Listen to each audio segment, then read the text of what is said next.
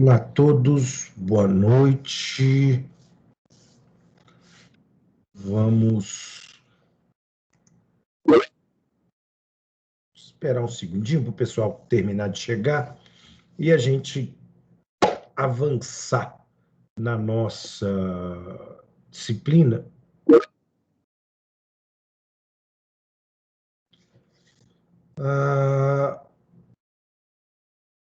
Eu quero, no encontro de hoje,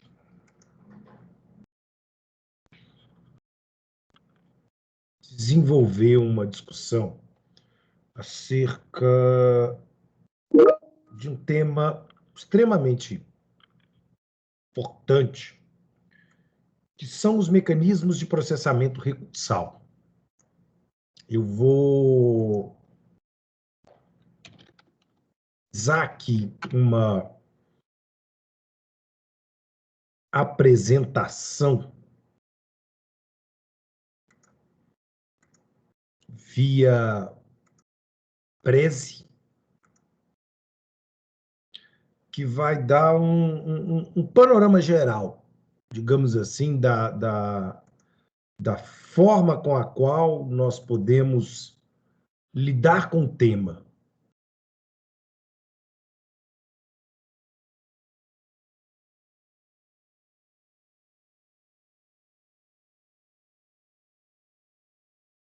Um instante.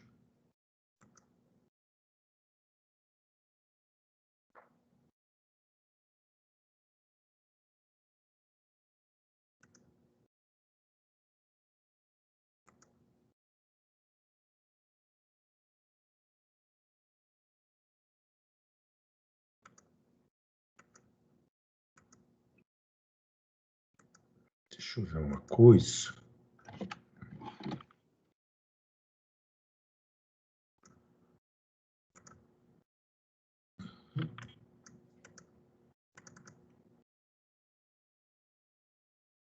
Isso funciona.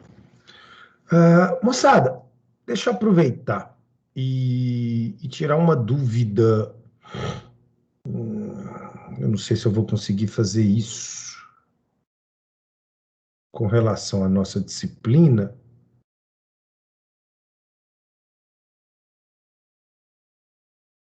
Eu percebi com os alunos do nono período que eles estão com dificuldade de acessar as nossas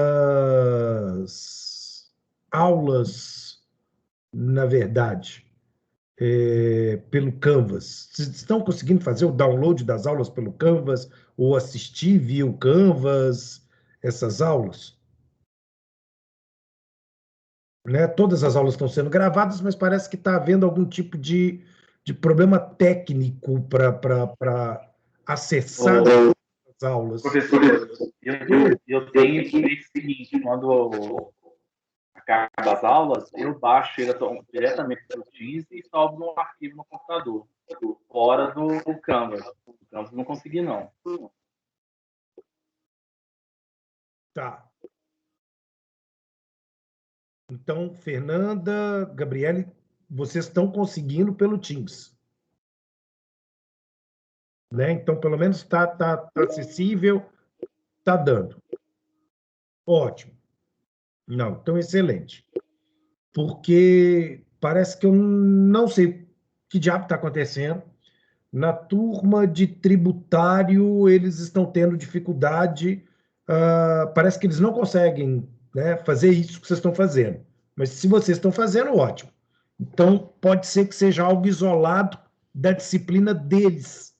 Né? Eles me relataram o problema e aí eu fiquei preocupado.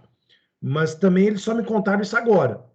Né? Eu não sabia que eles estavam tendo essa dificuldade antes. Mas, enfim, a gente consegue tentar ver como solucionar isso. Né? Possivelmente deve ser algum tipo de problema de configuração do Teams, sei lá. né? Porque até a aula que eu acabei de dar para eles, eu consegui salvar bonitinho, tá tudo certinho. Então, eu não entendi bem, não. O que é que rolou? Enfim, feito essas observações, né, vamos para o que interessa. Moçada, eu quero recapitular um ponto trazido da aula anterior. Na aula anterior, nós começamos a conversar. Aliás, conversamos não, nós finalizamos uma conversa de 2 partes acerca da teoria dos pressupostos processuais. Comentei com vocês que essa teoria ela foi inventada pelo professor Zé Carlos Barbosa Moreira e que ela é uma teoria brasileira que ganhou o mundo e que é uma teoria que, de maneira bastante interessante, separa mérito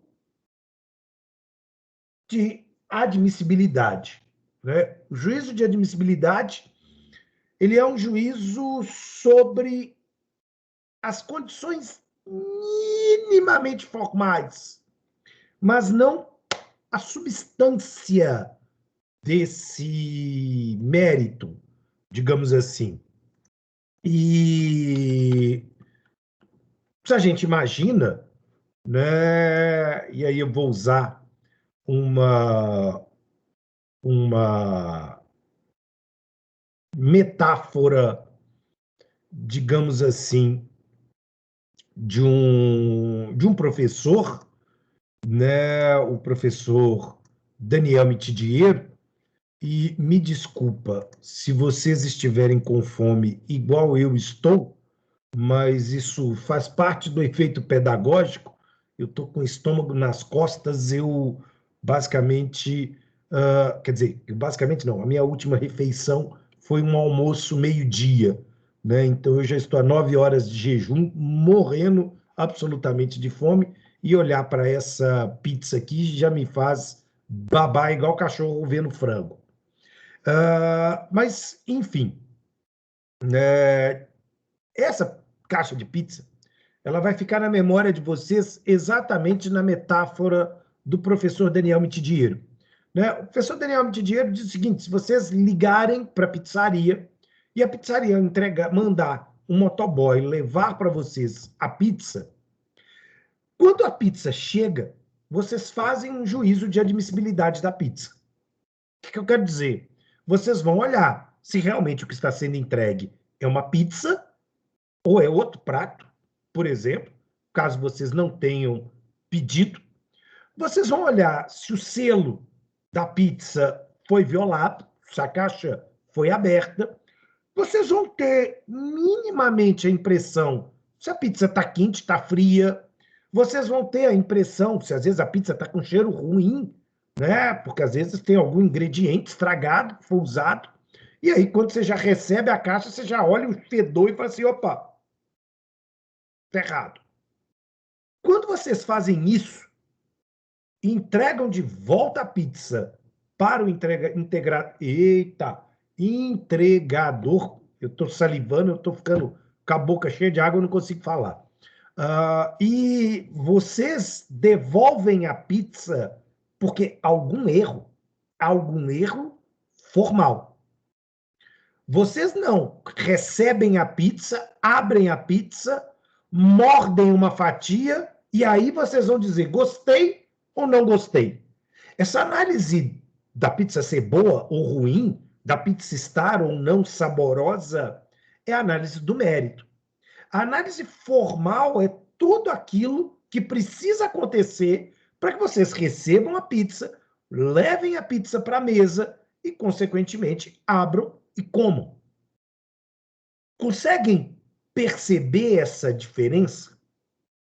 Os pressupostos recursais, como diz o professor Barbosa Moreira, se referem a isso, né? Se referem aqui ao fato da pizza estar em condições de ser comida.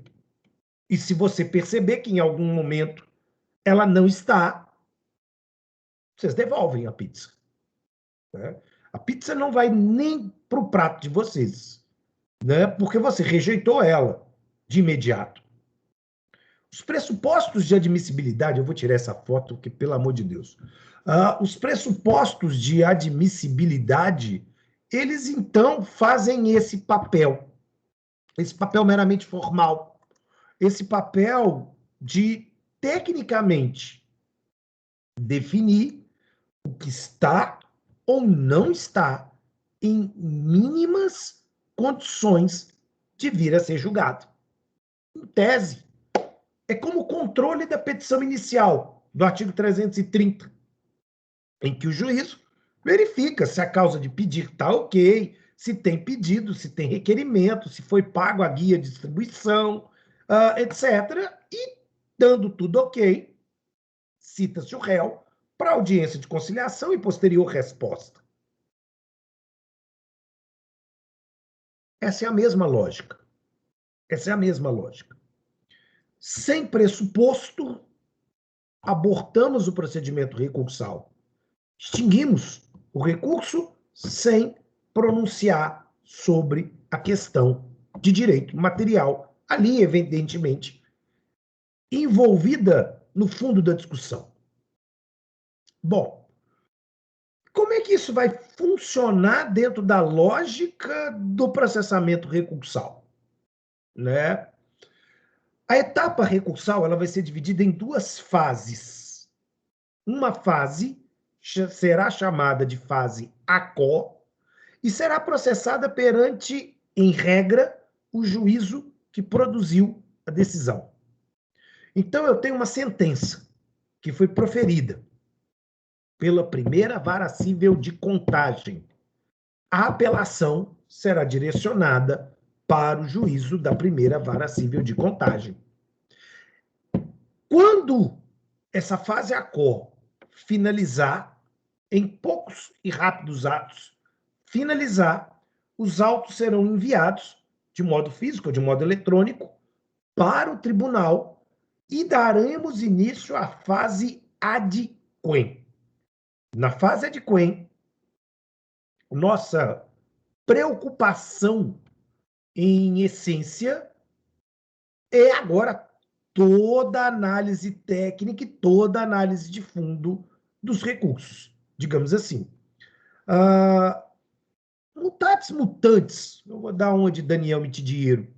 Eu diria que talvez a fase ACO é a fase que ocorre lá na pizzaria para preparar a pizza, para a pizza chegar até você na fase adquem. E aí o resto da história é a fase adquem. A fase adquem é a fase mais importante. Mas aí vocês vão me dizer o seguinte, mas por que tem a fase ACO? Né? Quer dizer, por que a fase ACO, que, vamos lá, ela vai apresentar aqui, ela existe, né? Por uma questão. O CPC 2015 ele está levando em conta o fato de que ainda nem todas as comarcas brasileiras estão informatizadas. O CPC de 2015 imaginava que as comarcas mineiras seriam informatizadas apenas em 2015. 2025. E já não sei nem se em 2025 realmente isso vai ter alguma capacidade, porque, diante do cenário todo da pandemia, o Tribunal de Justiça não está nem um pouco preocupado em digitalizar todos os processos físicos. Isso vai retardar muito todo o procedimento. Imaginem que todo o judiciário trabalhista do Brasil já é digital. 100% do judiciário trabalhista já é digital. Já foi todo digitalizado, né? Alguns estados estão todos digitais. Bahia, por exemplo, tudo é 100% digital. Não existe mais autos físicos no estado da Bahia. A não ser o que está lá no arquivo parado que ninguém quis tocar, porque já está extinto há muito tempo. Mas todos os processos em curso estão digitalizados e estão dentro do PJE. dentro da comarca de Porto Alegre, as digitalizações só começaram na segunda instância e agora por conta da pandemia. Então, por exemplo, Porto Alegre tem um passivo de processos físicos gigantesco. A mesma coisa, Rio de Janeiro. A mesma coisa, Rio de Janeiro. Então, a digitalização no Brasil, ela ainda está muito devagar. E por isso nós vamos ter vários estados com um acervo de processos físicos gigantescos. Agora, imagine o seguinte, tá? Imaginem comigo. Se eu tivesse que, para propor um recurso, simplesmente me deslocar da minha comarca, onde está o processo, para ir ao tribunal, fazer um protocolo, isso encareceria bastante o custo para a interposição. Ora, eu estou obrigando o deslocamento do advogado, ou ainda que seja do estagiário, para o protocolo recursal. Claro que vocês podem pensar assim, mas sair de Contagem e chegar lá no Tribunal de Justiça, no Alto da Afonso Pena, não é tão complicado assim. Tá. Mas e o cara no Triângulo Mineiro, lá em Uberlândia?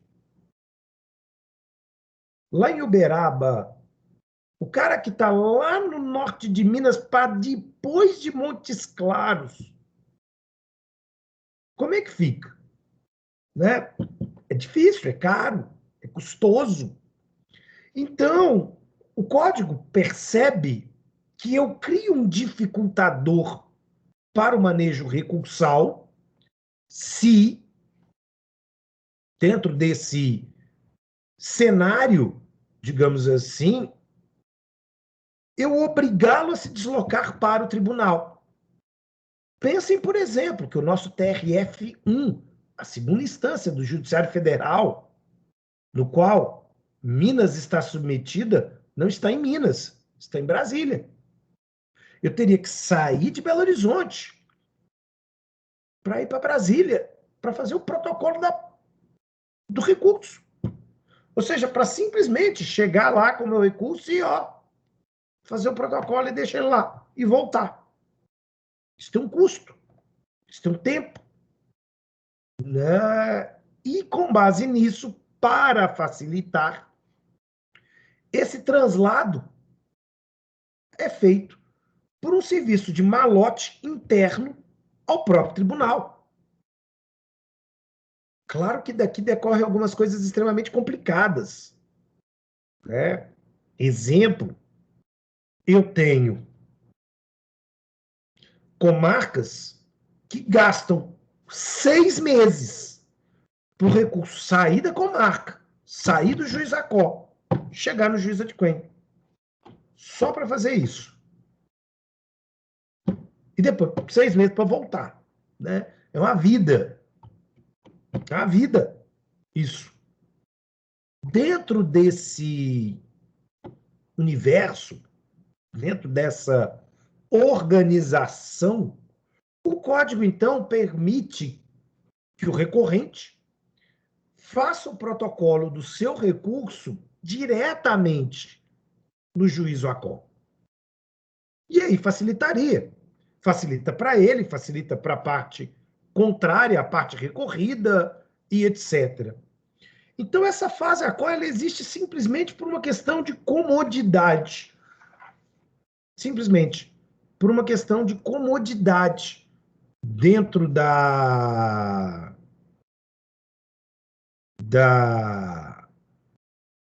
lógica, né, recursal aqui. Então, o que vai acontecer? Vamos pensar de maneira lógica, para vocês não decorarem, para vocês entenderem como é que funciona, passo a passo, essa mecânica, tá? Bom, Primeiro ato lógico, para a gente ter o pressuposto de desenvolvimento do procedimento, é a própria interposição do recurso.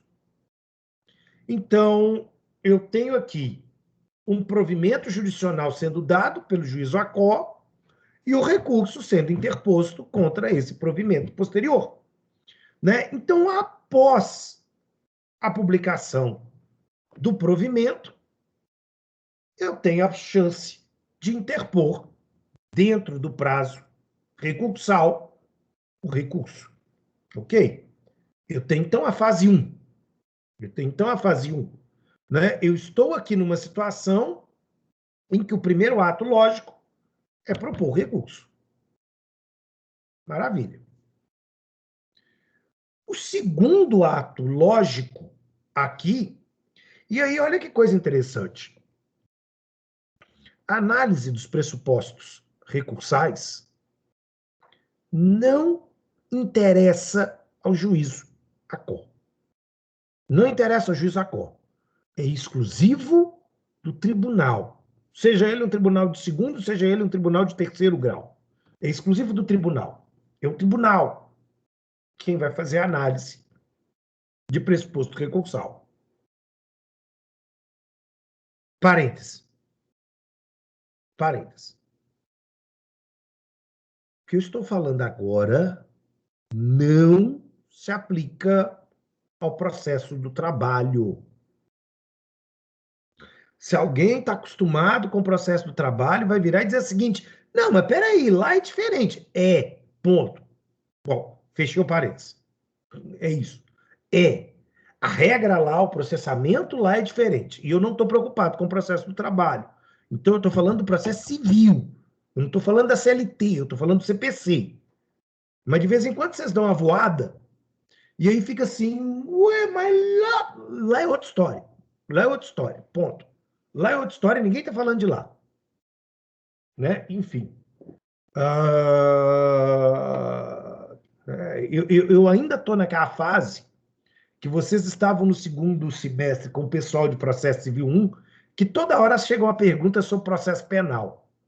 Né? Ah, mas não sei o que, o HC é o caralho. Não tem HC no processo civil. Ponto. Tem mandado de segurança, tem mandado de junção, tem habeas data, mas não tem HC no processo civil. Então, pronto, resolvido. Né? Então, lá no processo de trabalho, a regra é outra, a coisa é outra, é totalmente diferente, e eu não estou nem falando de lá. Ponto. Então, voltando.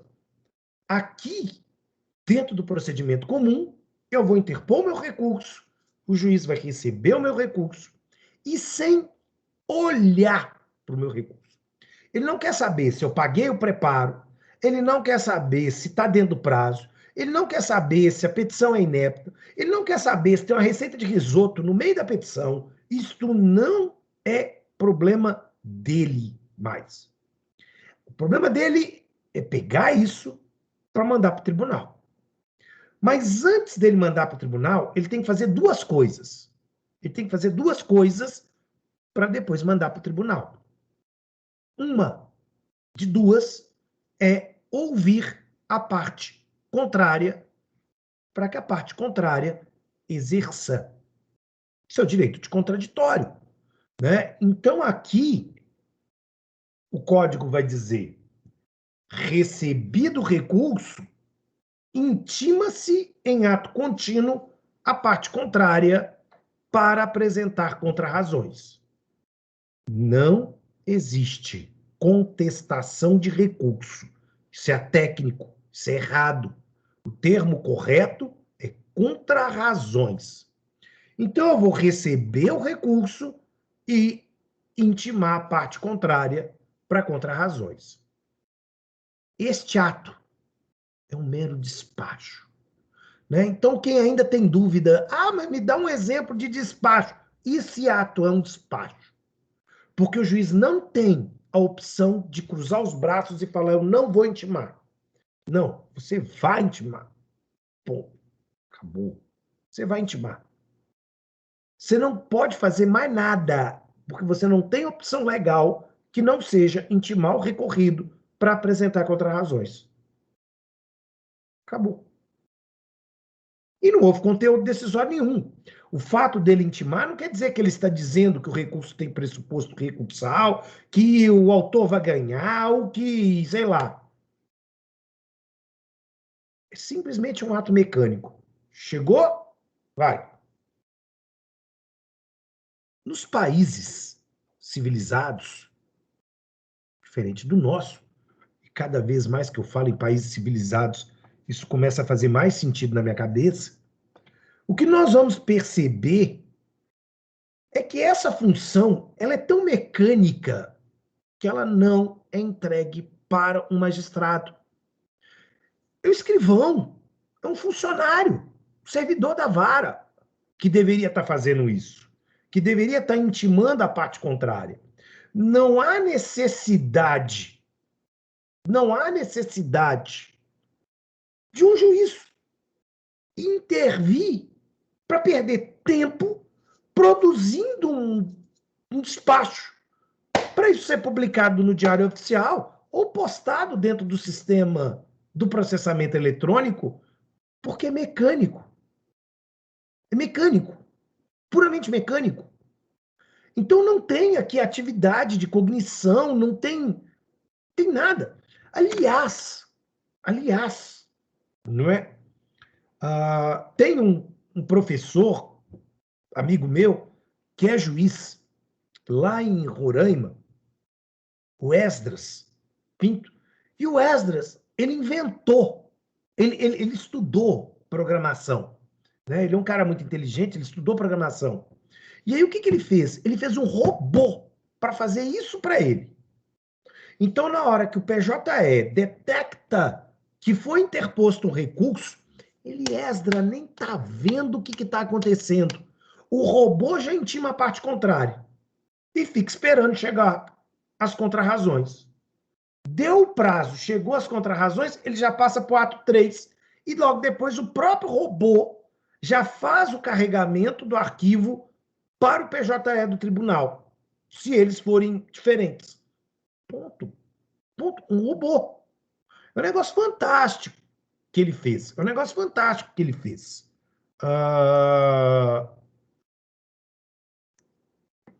Deixa eu ver se eu acho isso aqui. Né? Eu fiz um evento com ele uma vez e é fantástico a fala dele.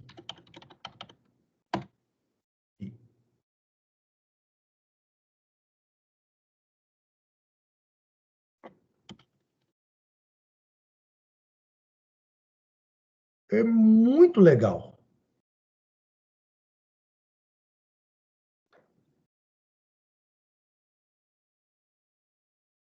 Deixa eu achar. Treco. Acho que está na minha playlist.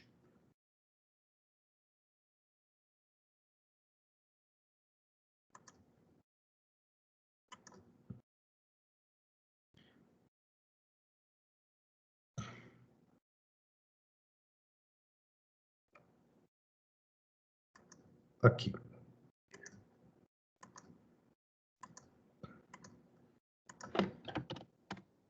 Pois, vocês assistem, né? Se vocês tiverem interesse com relação a isso, né? E aí ele vai falar dos robôs que ele criou e tal. É muito legal mesmo, né? É muito legal. Enfim, mas vamos lá.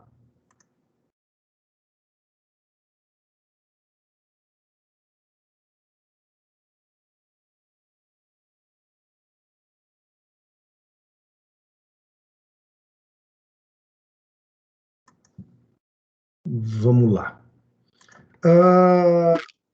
Diante disso,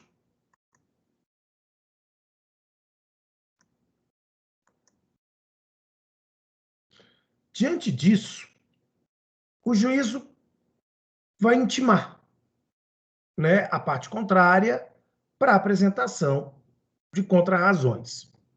Bom, o código, ele não diz qual é o prazo das contrarrazões, mas por força de uma questão de isonomia, se eu tive 15 dias para apresentar o recurso, eu terei 15 dias para apresentação de contrarrazões.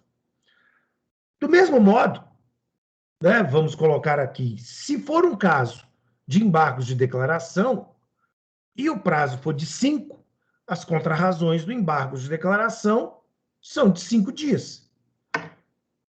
Há um elemento de equivalência aqui que precisa ser observado, né? Então, aplicando a principiologia da isonomia, 15 para propor, 15 para contrarrazoar, 5 para propor, 5 para contrarrazoar. Entretanto, a gente precisa ter cuidado, porque eu tenho algumas pessoas que têm prazo diferenciado, prazo em dobro, né? Então, o Ministério Público tem prazo em dobro, a Defensoria tem prazo em dobro, tanto para propor quanto para apresentação de contrarrazões. O núcleo de prática jurídica, tipo SAJ, tem prazo em dobro. A Fazenda Pública tem prazo em dobro. Aquela situação de litisconsortes com procuradores diferentes em processo físico do 229 tem prazo em dobro e por aí vai. Né? E por aí vai. Ou seja, nesses contextos, nós teremos aqui 30 ou 10 dias, dependendo do caso. Né? 30 ou 10 dias, dependendo do caso. Né? Então, aqui eu tenho dobra. Aqui eu tenho dobra de prazo nessas situações especiais que nós estamos falando aqui.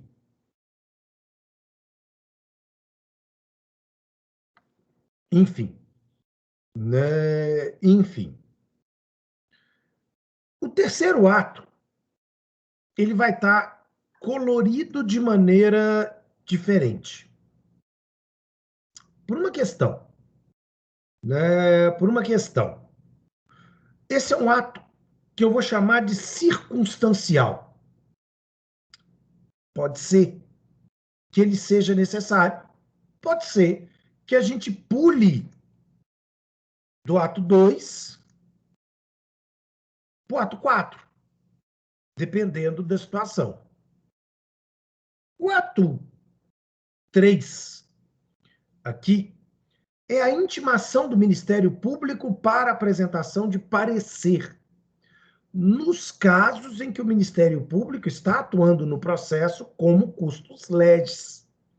Bom, se o MP é o autor do recurso, é o recorrente, óbvio, o MP não dará parecer, até porque seria uma coisa muito estranha, né? Eu vou dar parecer no próprio recurso que eu apresentei, algo do tipo, né? Eu apresento o recurso e o MP diz: olha, MP, você fez um recurso muito bom, eu concordo com o recurso do Ministério Público.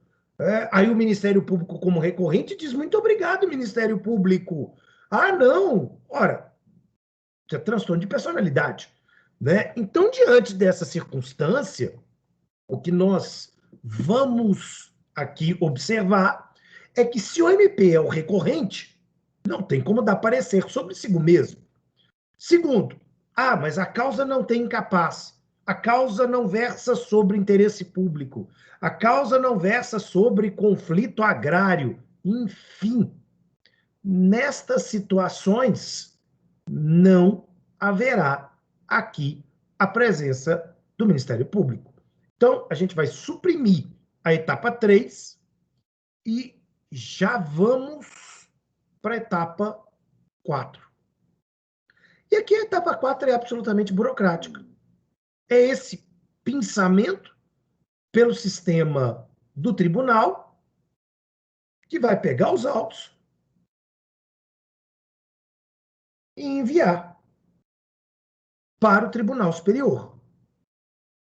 Né? Então, a partir daqui, os autos serão encaminhados para o Tribunal de Justiça, o TRF, sei lá, para que esse tribunal, respectivamente, faça o processamento do recurso. Enfim, dentro dessa lógica, né, esse recurso ele vai sair daqui e ir para o tribunal adquém. Quando o recurso vai para o tribunal adquém, o que nós vamos observar aqui é que ele, então, chega para ser analisado, primeiro em seu aspecto formal, ou seja, aquela história lá da pizza do Daniel, ele chega para ser analisado no seu aspecto formal, para, a partir daqui, a partir do seu aspecto formal, a gente compreender a sua lógica de funcionamento. Bom, primeiro, né? Primeiro aqui, eu vou denominar de juízo adquém o juízo responsável pelo julgamento do nosso recurso. O juízo ACO, ele simplesmente fez a mecânica, a logística. Recebi, enviei. Recebi, enviei o recurso. Enfim. Quando ele chega para julgamento, propriamente, nós vamos estar diante, né, de alguns passos que precisam ser compreendidos também com caráter burocrático antes de efetivamente analisarmos aqui a lógica recursal. Atenção. Primeira coisa, o recurso vai ter que ser distribuído lá no tribunal, e aí é um critério mesmo típico, igual da petição inicial, sorteio, né? Ele passa por um guichê, por um cartório de distribuição, e vai ser sorteado quem vai, qual juízo vai ficar responsável pelo julgamento. Bom, pode ser que já haja o fenômeno da prevenção. Pode ser que já haja antecipadamente um recurso anterior que foi enviado para aquele tribunal e já gerou a prevenção. Ótimo. Aí não tem sorteio, ele já vai direto para esses julgadores. É um caso, né? Como a cassação de um recurso, que houve o efeito devolutivo regressivo, houve o julgamento e houve novo recurso. Ele volta para o mesmo juízo, né? Sempre. Por uma questão simples. Da primeira vez, esse juízo tomou conhecimento do caso, né? Então, como ele tomou conhecimento do caso, eu diria que até por uma questão de, não vou dizer de isonomia, mas de imparcialidade, né? De imparcialidade, há uma preocupação de manutenção do recurso com o mesmo grupo de jogadores. Pode falar, Pedro. Perdão, professor, perdão. Não? Não era pergunta, não? Então tá bom. Então, sigamos. Sigamos aqui. Enfim. O que eu quero chamar a atenção? O sorteio, ele define, ao mesmo tempo, quem é o juízo, quem é o relator e, consequentemente, quem serão os vogais que julgarão o nosso caso. Aqui uma questão interessante, uma questão importante, digamos assim, que é compreender como um tribunal é organizado.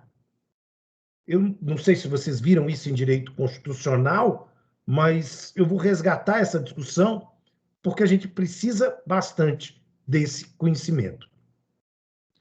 Aqui, ó, no próximo slide, eu tenho um tribunal. Tribunal qualquer.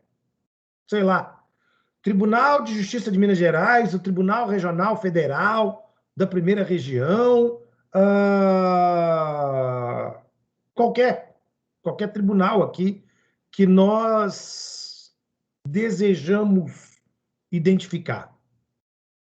Bom, todo tribunal ele tem o seu órgão de cúpula, então, o seu presidente, vice-presidente, aliás, vices-presidentes, no plural, que tem algumas funções que são muito mais burocráticas do que propriamente judicantes, né? Acredito que vocês sabem que o presidente e os vice-presidentes, eles são eleitos por um mandato para cumprir a sua função. E é uma eleição que se dá entre os pares dentro do tribunal, né? Então, se votam em chapas para a candidatura do presidente, vice-presidentes, no bloco. No bloco. Alguns tribunais têm um mandato de 4 anos, alguns tribunais têm um mandato de menos tempo. Isso é uma questão absolutamente política, interna, que depende única e exclusivamente do regimento interno daquele tribunal. Ponto. Depende única e exclusivamente do regimento interno daquele tribunal. E aí não tem norma constitucional que lida com isso. Ok.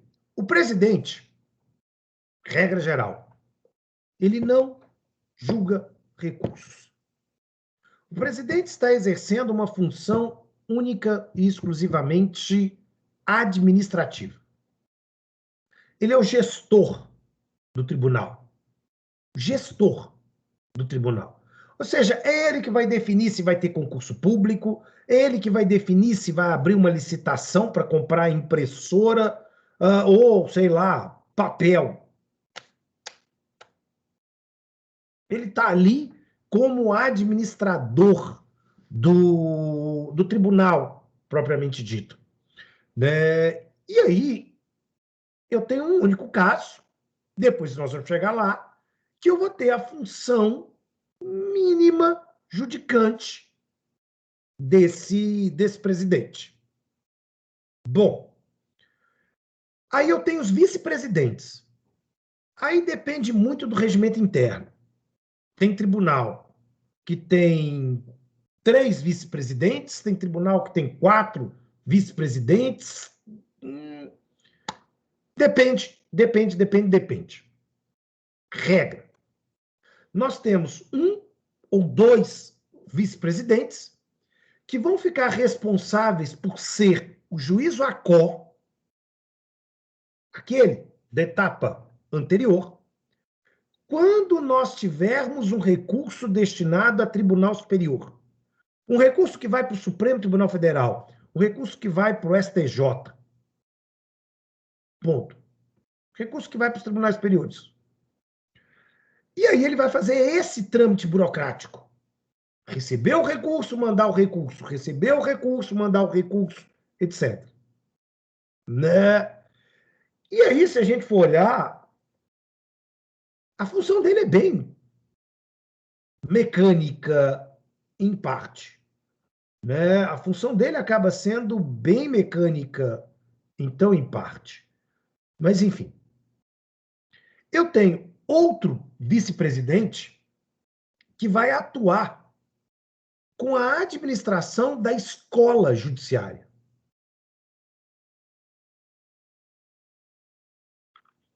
Todo tribunal, por força da Constituição, tem que ter uma escola judiciária. Essa escola judiciária ela tem algumas funções, né? Primeiro, ela promove cursos de atualização e formação para juízes e servidores. Às vezes, até alguns convênios com pós-graduações, às vezes, até alguns convênios como mestrados institucionais fechados com instituição, enfim, né? Ela faz essa promoção para capacitação dos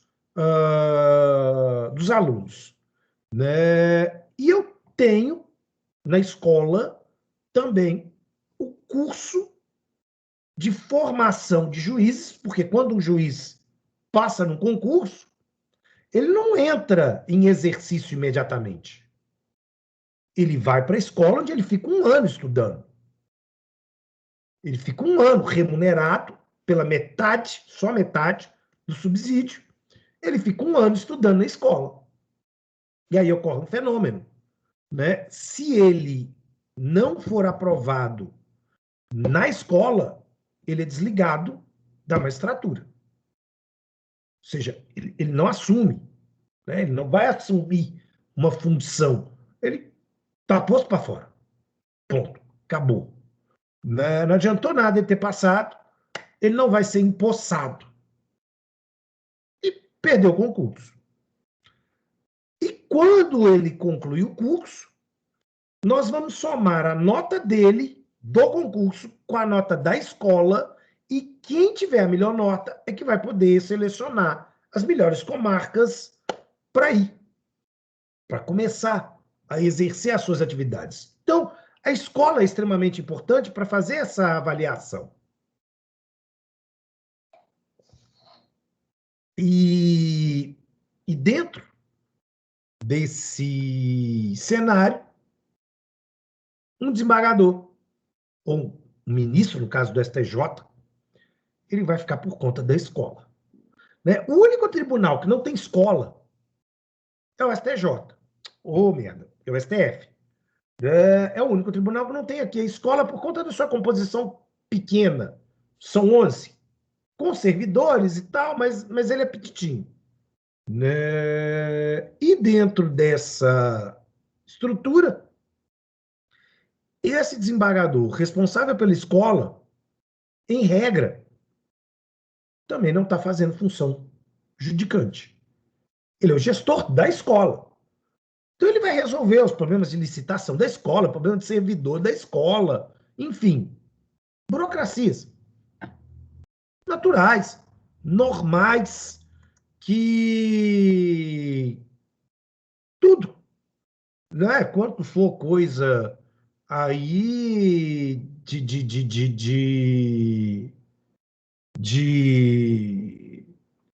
questão mesmo administrativa, gerencial da escola, ele resolve. E eu vou ter um outro que vai ser o corregedor. E o corregedor, na verdade, ele tem uma função importante ligada aqui à disciplina, à padronização de comportamentos e até à punição para juízes, desembargadores e servidores faltosos, né? Então, o corregedor geral, ele vai baixar atos de padronização.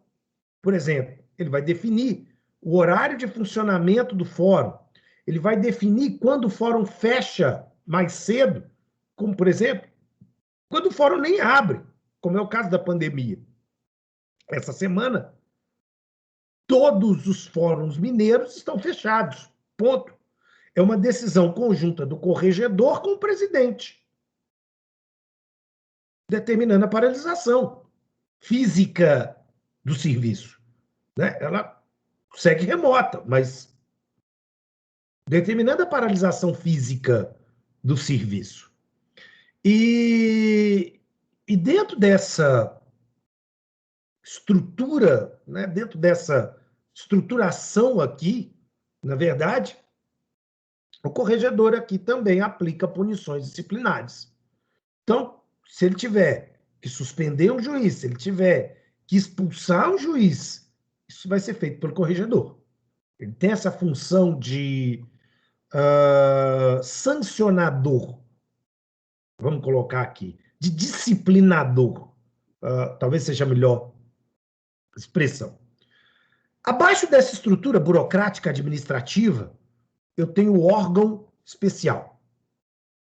E o órgão especial aqui, ele tem número variado, de acordo com o regimento interno de cada tribunal, sempre em número ímpar, né? No caso, por exemplo, de Minas, no caso de São Paulo, Rio de Janeiro, enfim, diversos estados.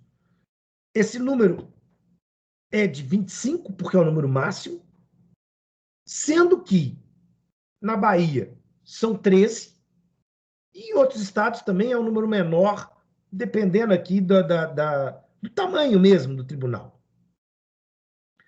Esse órgão especial, ele vai ser dividido ao meio, excluindo o presidente.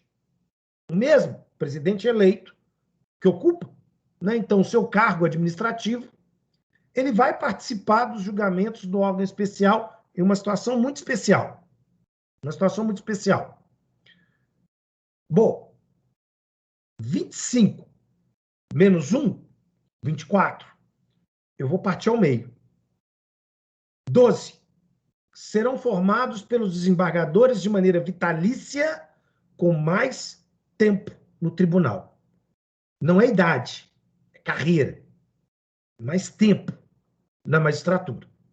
Né? Então, eles são aqui os mais velhos de experiência, eles vão compor um grupo permanente, né? Que literalmente eles só saem dali se morrerem ou se aposentarem. Ponto. Um grupo permanente. E os outros 12 são eleitos com mandato para ter uma rotatividade, para ter uma oxigenação, digamos assim. E dentro dessa lógica, o presidente só vota se eu tiver uma situação muito especial, em que aquele julgamento, perante o órgão especial, está meio a meio. Então, eu tenho 12-12. Aí a gente convoca o presidente para dar o voto de Minerva. Não é o caso. Então, ele nem vota. Né? Então, assim, as hipóteses de votação pelo presidente diante de uma situação que gere aqui um recurso meio a meio, é difícil das hipóteses acontecerem. Né? É difícil dessa combinação matemática acontecer.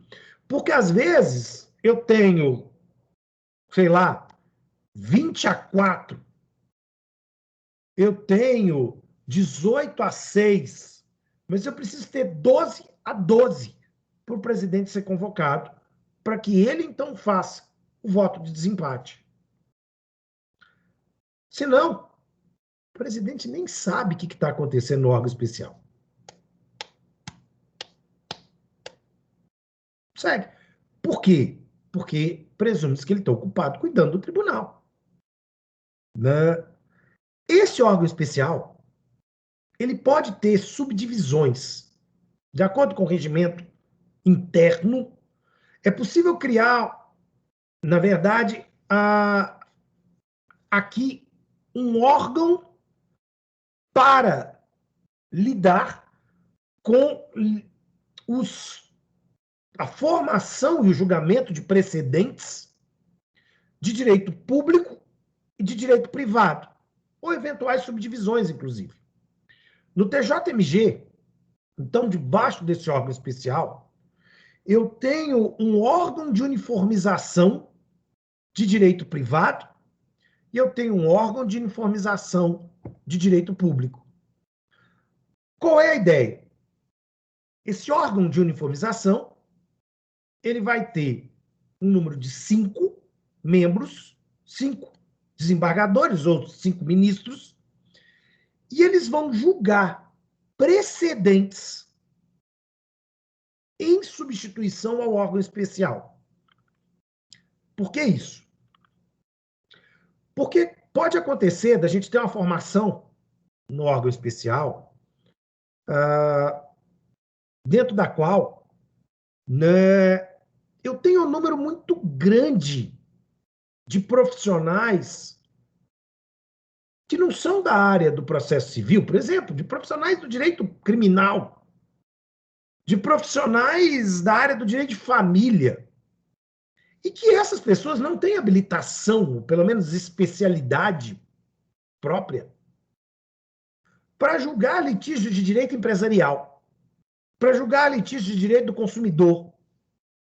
Então, o Tribunal de Justiça de Minas Gerais, por exemplo, ele criou um grupo de câmaras, na verdade, para uniformização, onde eu tenho aqui 5, e esses 5, eles serão responsáveis por julgar direito privado, ponto. Civil, empresarial, ponto. Um outro, direito público. Qual é a ideia? Especializar. São Paulo especializou mais. São Paulo tem um grupo para direito ambiental, tem um grupo para direito empresarial, tem um grupo para direito administrativo. Sempre com 5. Para que o precedente seja julgado por esses 5. 5 é um número bom. Imagina a legislação. Para que haja aqui uma ventilação da discussão.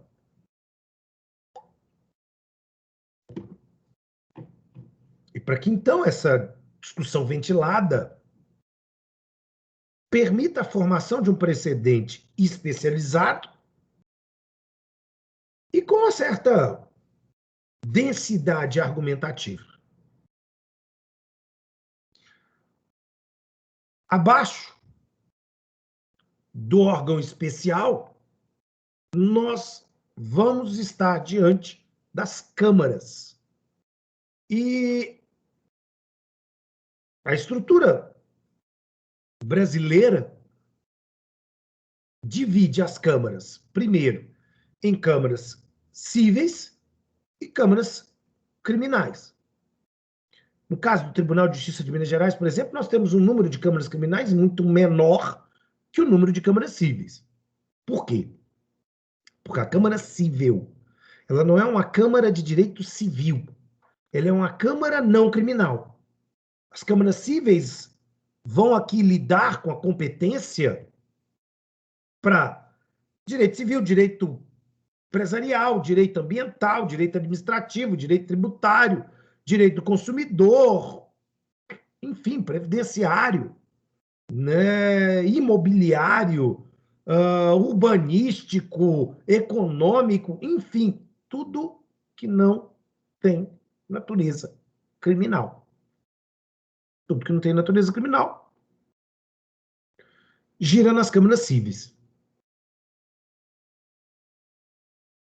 E toda Câmara Civil tem 5 desembargadores, ou 5 ministros na sua composição.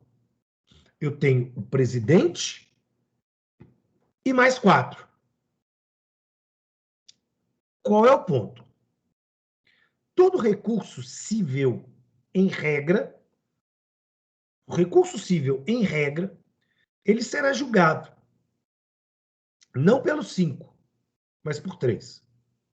Mas por 3 dos 5. É uma forma de dividir trabalho, garantir o chamado princípio da colegialidade, garantir aqui a possibilidade de um número de pessoas analisarem o caso e, consequentemente, avaliarem aquela situação. Há uma possibilidade até de divergência,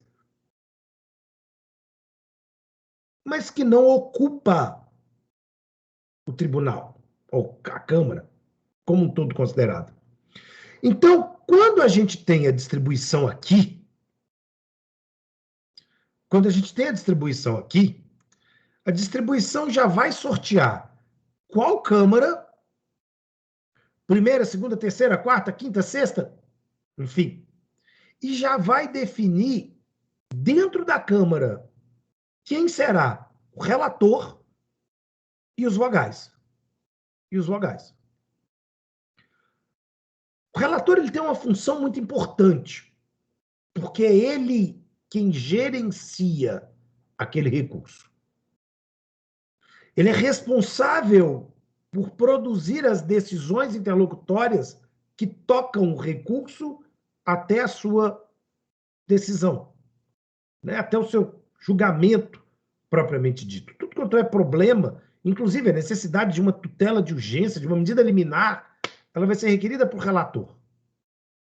Mas o relator vota e votam os vogais, que podem ou não concordar com ele, é claro. E para isso, né, eu tenho esse sorteio. E esse sorteio é interessante, porque se, por exemplo, imaginar que eu tenho os desembargadores 1, 2, 3, 4 e 5. Se o meu recurso ele for distribuído para a relatoria de 1, os outros serão vogais e os outros serão relatores de outros recursos que foram distribuídos para eles. Então, cada um está fazendo, a princípio, uma função mais ou menos equilibrada, dividindo tarefa, onde neste recurso eu sou relator, no outro recurso eu sou vogal, e no outro recurso eu não sou nada, porque só recrutaram 3 dos 5. Né? E aí eu alterno. E o sistema vai fazendo essa distribuição de maneira eletrônica. Então, há como equilibrar e contabilizar esse cenário. Dentro disso, se mostra, então, extremamente importante essa mecânica de processamento, né? Para que a gente alterne, para que a gente divide, para que haja aqui ventilação, e que, de certo modo, isso vai se dar por sorteio, salvo se eu já tiver definido quem será o relator.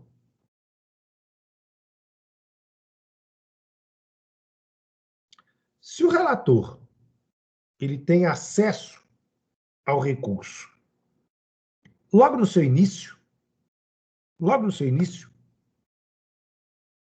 nós vamos verificar que os vogais não. O relator ele está preocupado com o gerenciamento do recurso. Os vogais eles só vão ser convocados para decisão. E se o meu recurso apresentar os pressupostos recursais, aqueles 6. Se ele for intempestivo, se não tiver preparo, se a petição foi inepta, enfim, o meu recurso que se exploda. Né? E os vogais nem vão ver cheiro do recurso. Eles nem vão se dar o trabalho. Um recurso natimorto, em regra, ele não vai chegar na mão dos vogais. E aí os vogais vão ficar preocupados em serem relatores nos seus próprios recursos. Fica claro isso?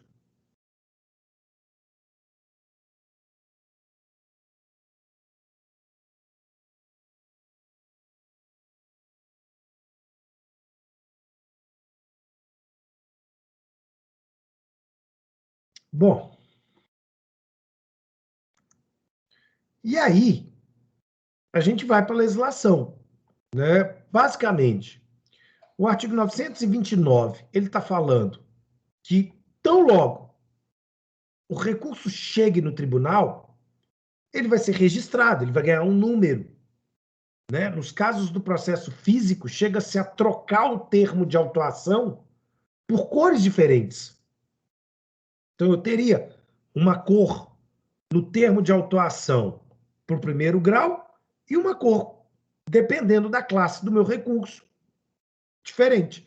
Para que, inclusive, visualmente, você veja e diga assim, olha, ali é um recurso, ali não é. Já houve sentença, não houve sentença. Enfim. E dentro dessa sistemática, depois dele ser registrado, eu vou ter, então, o sorteio.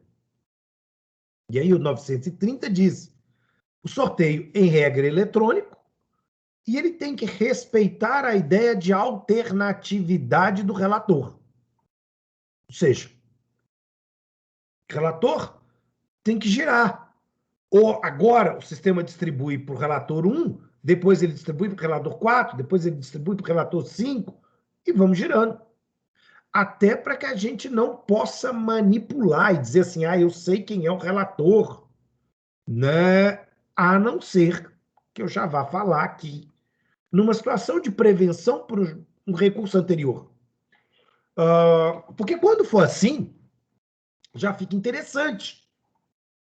Né? Já fica interessante, porque você está dando cutucada naquele relator em especial. Exemplo.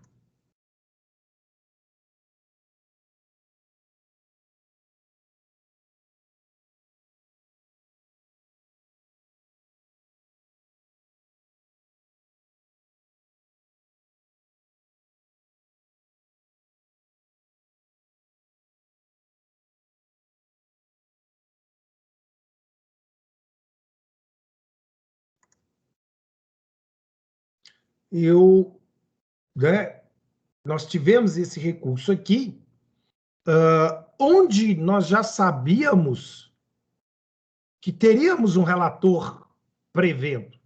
Então, eu já sei quem é o relator. Então, o tempo inteiro, à medida que a gente foi pensando no recurso, a gente já foi cutucando, vamos colocar assim, o relator. Né? Diversas vezes, como por exemplo aqui, a gente já selecionou julgados desse relator para dizer, no processo tal, você decidiu assim, lembra? Então, se você não lembra, eu vou te contar. Lá você disse que estava errado. Então, olha só. E o tempo inteiro a gente vai batendo no calcanhar do moço. O tempo inteiro a gente vai batendo no calcanhar do moço para dizer, você já decidiu assim. Você já decidiu assim. E aí? Né? Preferencialmente batendo no cara, pegando só as decisões dele. Para cobrar dele o mínimo de coerência. Né? A gente traz as decisões do outro, mas de repente vira e vem, ó você. E eu estou cobrando dele. Né? Quando nós temos a oportunidade de ter um relator prevento, você já funila a argumentação para ficar chegando no relator. Né? Claro, tem advogado que nem vai parar para pensar nessa maldade, mas aí é amadorismo. Né? Infelizmente é amadorismo. A gente foca, né? Foca a argumentação no cara para cobrar dele essa coerência, para cobrar dele essa postura. E logo depois que o recurso, então, é distribuído, é sorteado, ele já vai para a mão do relator, para que o relator faça a análise de pressupostos recursais. Né? Então, esse relator, a princípio, ele vai ter aqui um prazo de 30 dias para fazer a análise dos pressupostos recursais. Para dizer, está dentro do prazo, tem preparo, a petição é apta, a parte é legítima, o recurso está correto ou não, enfim. Está na mão do relator para fazer essa discussão. Né? Ele vai ficar preocupado com isso. E nesse sistema, no fim das contas, o que o relator está fazendo? Triagem. Separando os recursos que não têm condição de ser julgados no mérito, que serão inadmitidos, não conhecidos, dos recursos que terão julgamento de mérito, propriamente dito. Né? Onde, então, isso vai, vamos dizer aqui, né, por um desenvolvimento suficiente para que essa discussão possa se desenvolver.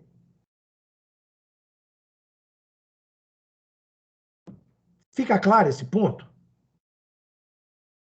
Né? Então, olha só, o que aconteceu? O recurso chegou no tribunal,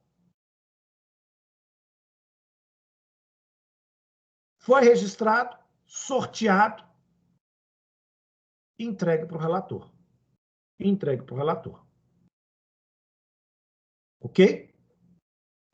Bom,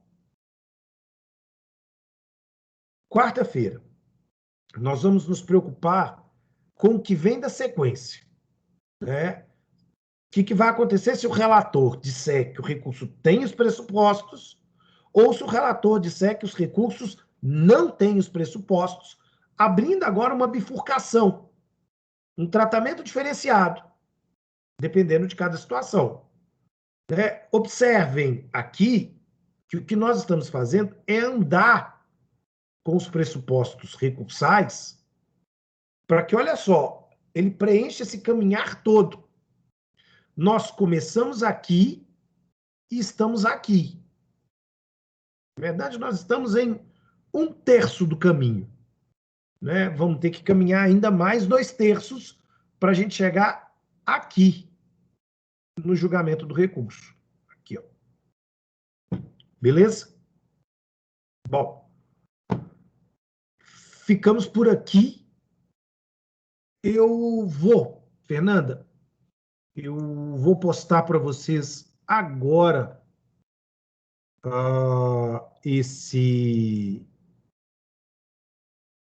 essa referência, para eu não esquecer.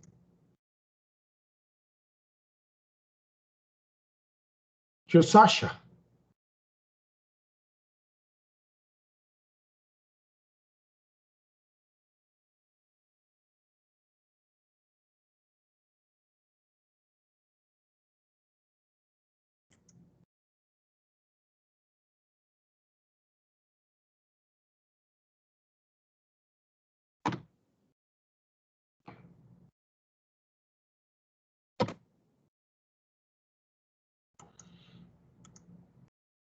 Deixa eu ver um negócio.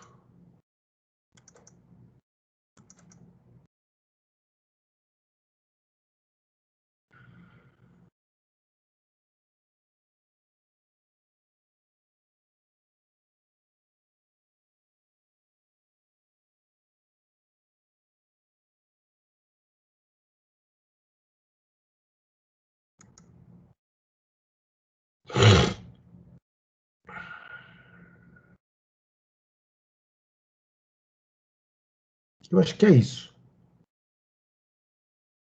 Ah, tá aqui. Tem isso aqui também. Tem essas duas imagens que vão auxiliar vocês para acompanhar esse movimento. Né? Tem essas duas imagens, que aí fica fácil. Ok? Então tá bom, gente. Muito obrigado. Boa noite e continuamos na próxima aula.